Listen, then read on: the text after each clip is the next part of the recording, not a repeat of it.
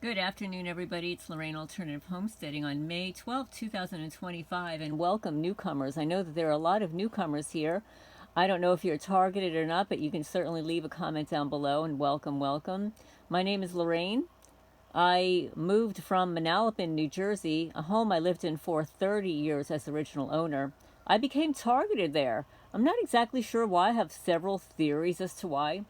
Very lengthy divorce, the feral cat cartel, involvement with a bunch of celebrity narcissists. But however, those could have all been quote unquote the gang stalkers, and maybe they were not the individuals that nominated me quote unquote into the program. So I'm not exactly sure. It could have even been an old boyfriend. I don't know. My guess is as good as yours. All I know is that I've been targeted for a minimum of a dozen years, perhaps longer. And by the way, we are all watched from birth. Yes, these deletes, as I call them. I don't know why anybody calls them elites. They're deletes because we really need to delete them from the planet.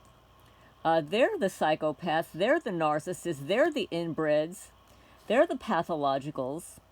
Because humans, with a hue with an aura, we feel, think, we're kind, we have compassion, we want to help humanity, we experience joy and love, and we want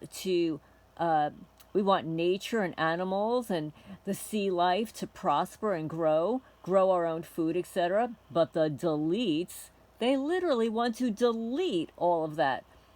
Anything that brings you joy annoys them. They want to steal your joy. They want to steal your destiny. And that's the bottom line. Is they want to steal your soul, steal your destiny, and steal your joy. In addition to asset stripping, stealing your property, real estate mobbing, property mobbing, home break-ins, stealing your possessions, stealing photos, videos, slander, defamation, libel, all of the above.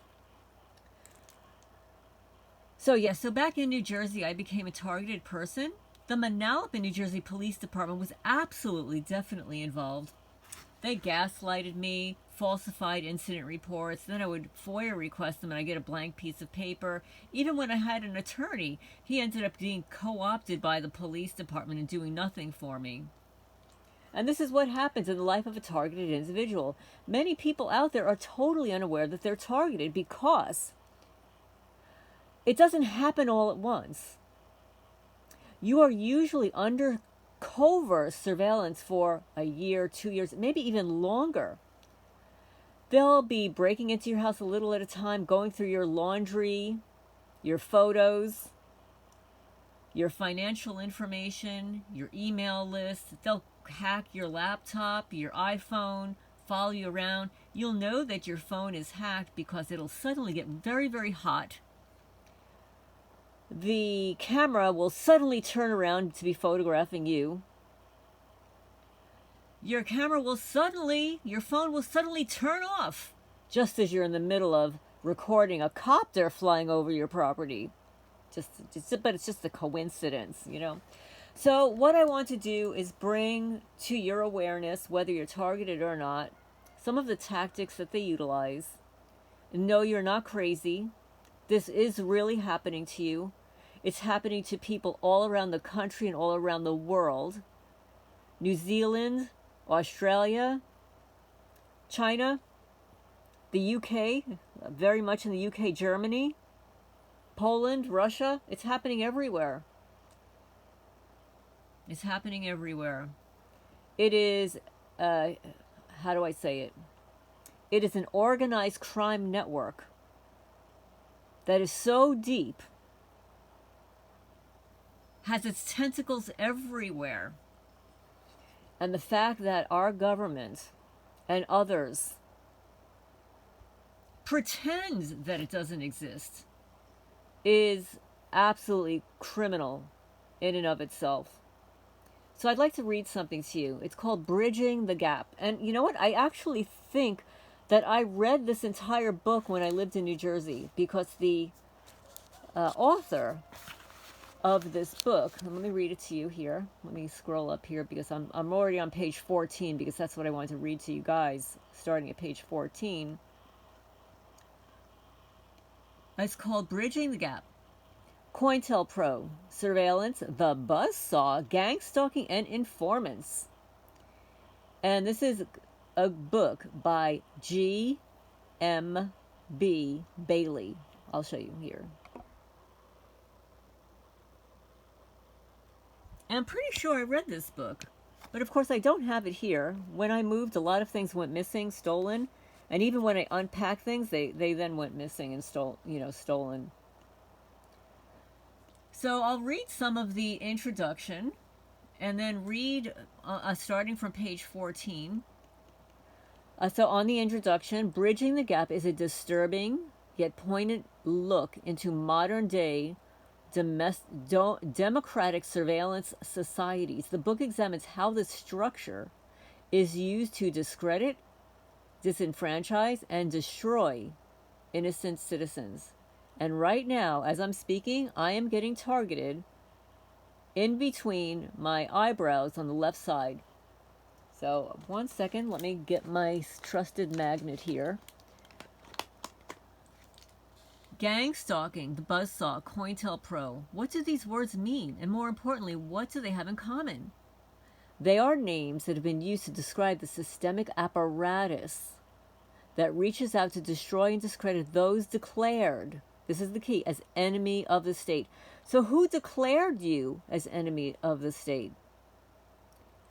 That's the key to why you're in this program. Somebody nominated you. Somebody declared you an enemy of the state or a person of interest. This book will open your eyes to how the informant system, I don't know why they call them informants, they're rat snitches, has taken over these democratic countries and how they are being used to further create a surveillance society where no one will be out of reach should they too become persona non grata by the system. This book is a culmination of 2 years of research and investigation. It is a very brief introduction to the subject matter of gang stalking. It is a factual account of what gang stalking is and the societal mechanisms that are in existence which allow such a structure to exist. The first portion of this book, he will explain what gang stalking is. It just happens to be a systemic structure of control and conformity that is used to destroy the lives of those that go outside of these structures, thinking outside of the box. So that's where I'm going to start.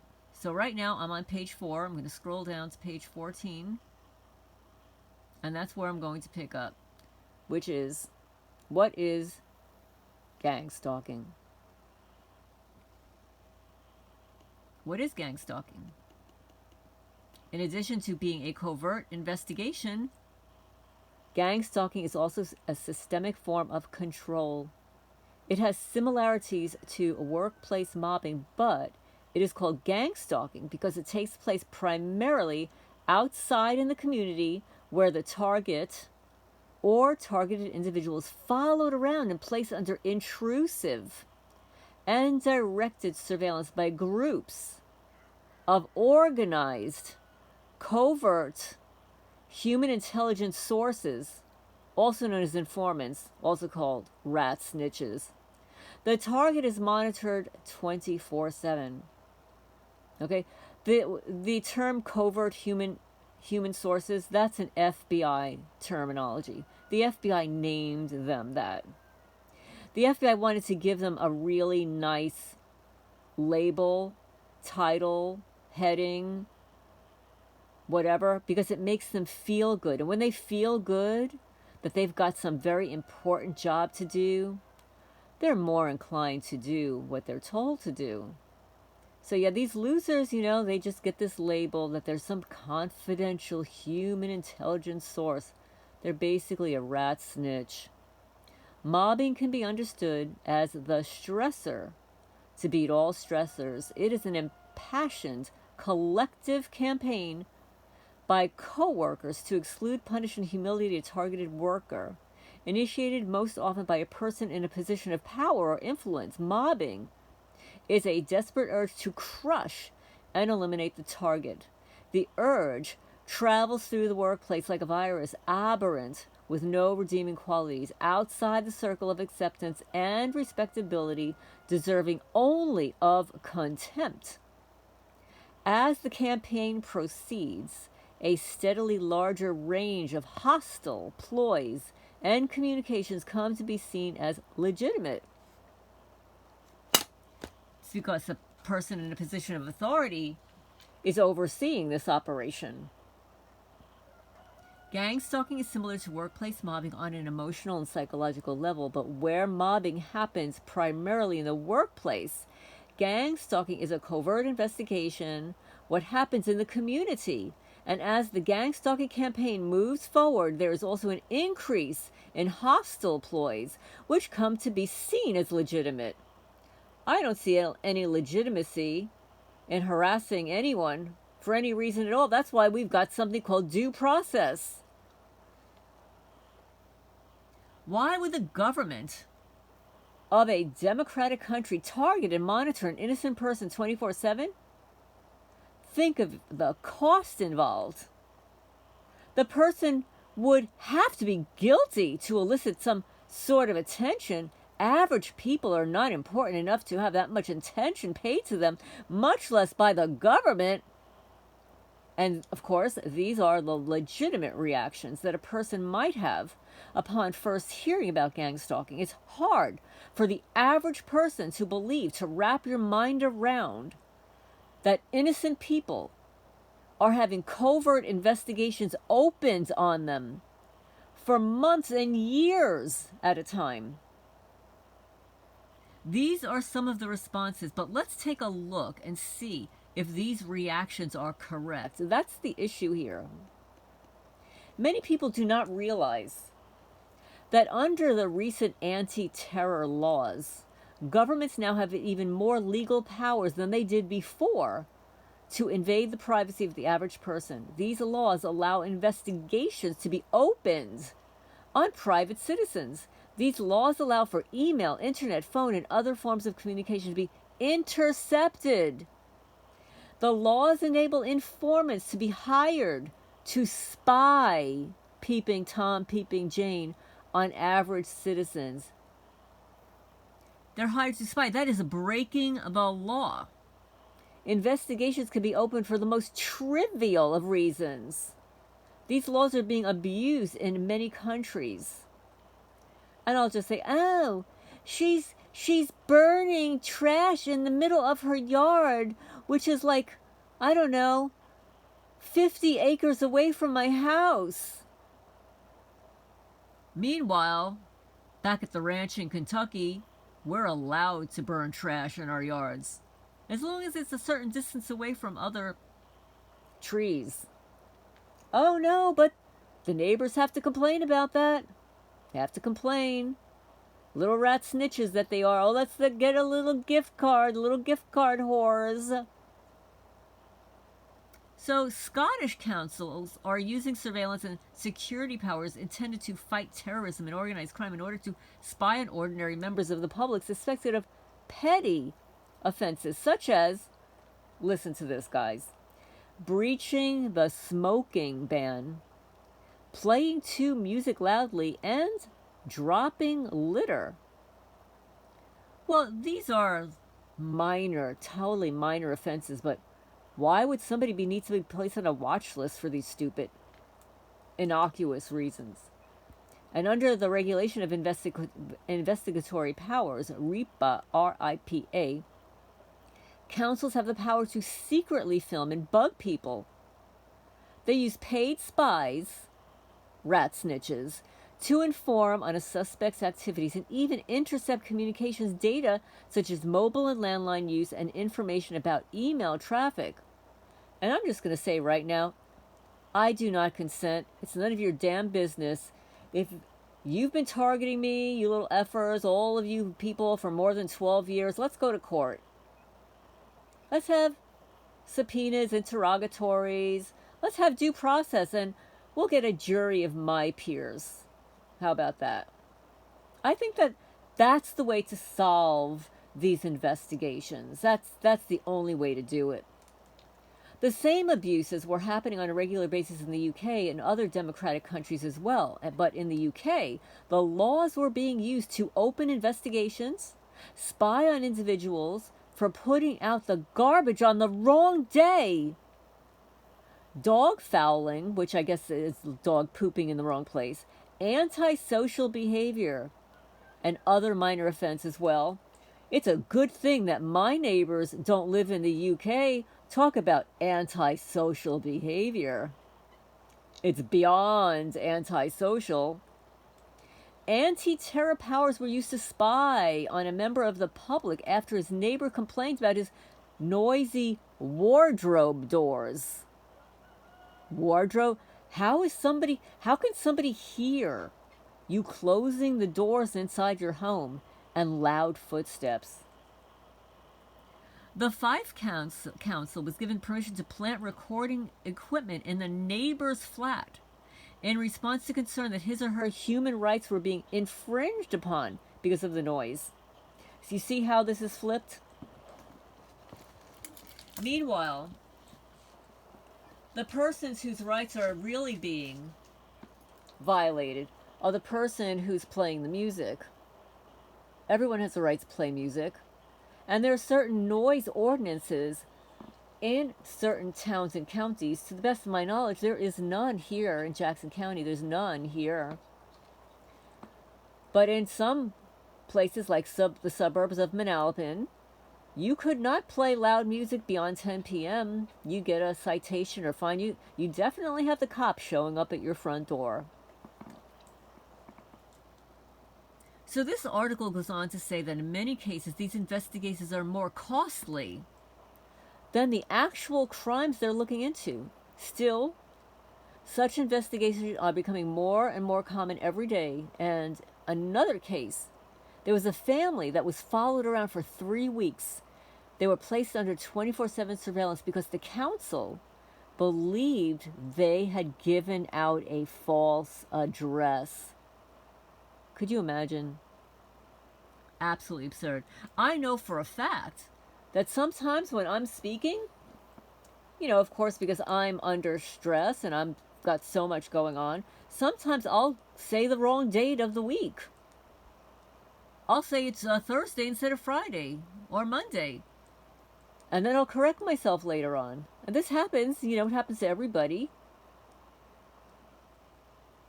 So what happens is they were spied on by their local council on suspicion of falsifying their address to get their daughter into a popular local primary school. Jenny Patton and Tim Joyce, we had absolutely no idea we were being watched. This wasn't just a cursory background check. The details of the 3-week surveillance operation read like an M15 logbook. Target vehicle pulls up and parks. Female and 3 children enter vehicle. Curtains open and lights on in premises. When subsequently told they had been snooped on, the family were understandably horrified.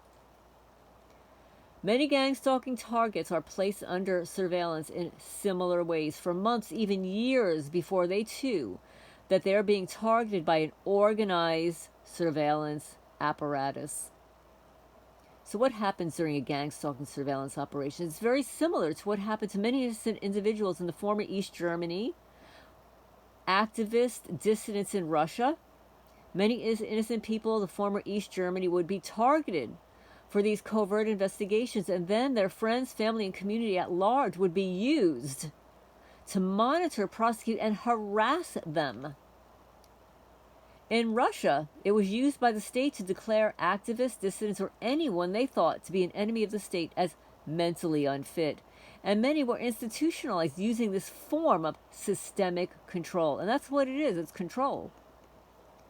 The movie, The Lives of Others, is loosely based on this type of Stasi investigation. I highly recommend your viewing. You could find it on YouTube. I saw the whole film on YouTube. The Lives of Others.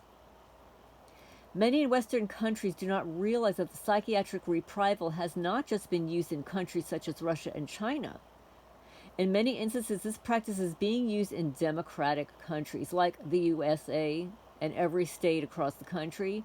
These psychiatric reprisals are being used on disgruntled workers, whistleblowers, and anyone the management wants to swiftly and quietly deal with. So on October 5, 1998, Norm Crosty, or Crosty, C-R-S-T-Y, sent a letter to the Labor Relations Department at his plant.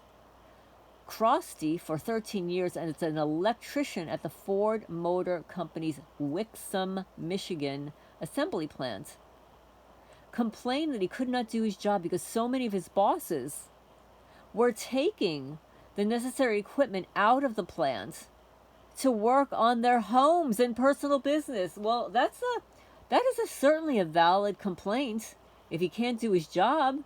The next day, the plant director of human resources invoked a Ford program for combating workplace violence and to bar Crosty from the factory and ordered him to see a company-paid psychiatrist or lose his job. This is how they discredit people.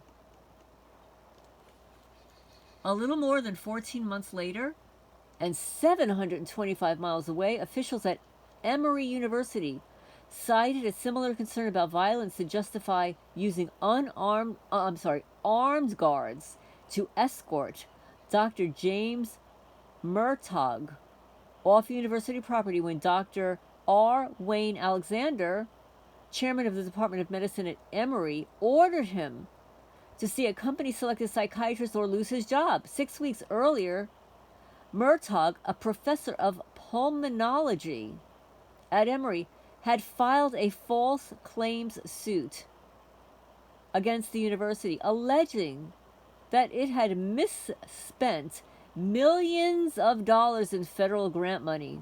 Okay, that was probably not a false claim. It was probably true. Had misspent millions of dollars in federal grant money. And this is so systemic.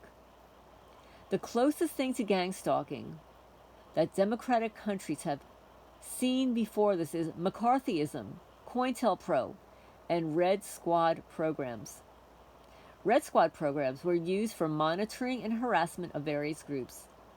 They have been in place for over 100 years, and they also employed the use of informants. The American COINTELPRO program is extremely similar to what we see happening with gang stalking. During COINTELPRO investigations, the government would open files on targets. Everyone in the target's life would be contacted and forced to cooperate with the investigation. The targets of COINTELPRO would have their lives disrupted, destroyed in every way possible. Rumors, slander, break-in, setups, infiltration, destruction of personal and professional relationships, false media stories, assassinations. It was one of the worst programs ever invented by any government to destroy dissidents. During a gang stalking investigation, informants are recruited from every level and sector. Just like with COINTELPRO investigations, everyone in the target's life is made part of the ongoing, never-ending, systemic psychological harassment and manipulation of the target. These actions are specifically designed to control the target and keep them in line. These actions were also designed to destroy the target's credibility over time, make them look crazy, and leave them with no form of support. For the targets of this harassment, gang stalking is experienced as covert psychological, emotional, and in some cases physical attack that's capable of immobilizing and destroying the target over time. For the state, it's a way to keep the targets in line, control them, and destroy them. Other similar programs of control and conformity have been used in countries like the Russian and East Germany with equal success and lethality. What we're seeing now is an almost global, coordinated, and organized effort of control and uniformity. Well, I'm going to stop here. We're at the 25-minute mark here because the next chapter in this book is about community policing. So I'm going to leave you on that note. And if you're interested in my reading more of this, please leave a comment down below. I hope everybody's doing well. It's raining cats and dogs here. And I will talk to you guys later. Remember to hit the thumbs up. It helps the channel grow, get the message out there. And please share, share, share.